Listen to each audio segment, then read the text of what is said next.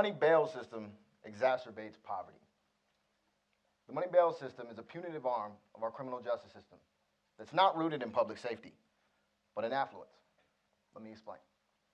If you are rich and you are alleged to have committed a crime, you can pay your bail in full to the courts and have it returned to you at the conclusion of your court proceedings. If you are poor, you are left with two undesirable options. The first, you can pay a percentage of your total bail in the form of a non-refundable bond payment. Or, and more commonly for the least of us, you remain incarcerated pre-trial, having never been convicted of any wrongdoing.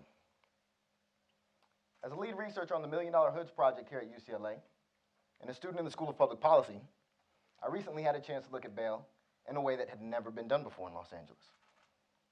Through aggressive negotiation, we acquired a data set from the Los Angeles Police Department that included all bookings from 2012 to 2016.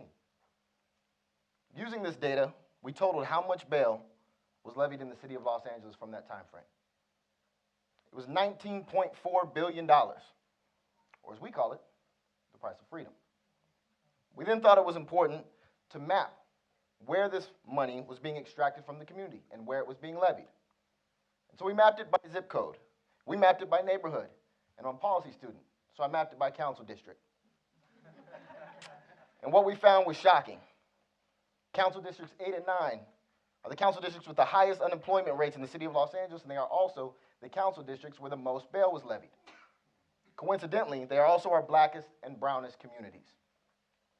We took it a step further and we wanted to find out how much of this was then paid in the form of non-refundable bond deposits. And what we found was that $200 million was paid in the form of those payments. 90 million of that came from Latinos in Los Angeles. 40 million came from African Americans. Think about that for a second. Bond payments are paid by those who can't afford to pay their bail. That means there's a cash extraction that's happening in our communities, our most economically aggrieved communities. And it's not going into public funds. It's propping up this private bonds business. And it's not keeping us safer. There are alternatives to this way of criminal justice.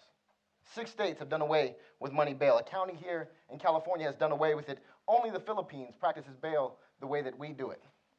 From this research, I've made the normative claim that the price of freedom is way too high. But I would also argue that the price of knowing this injustice and failing to act on it is even higher.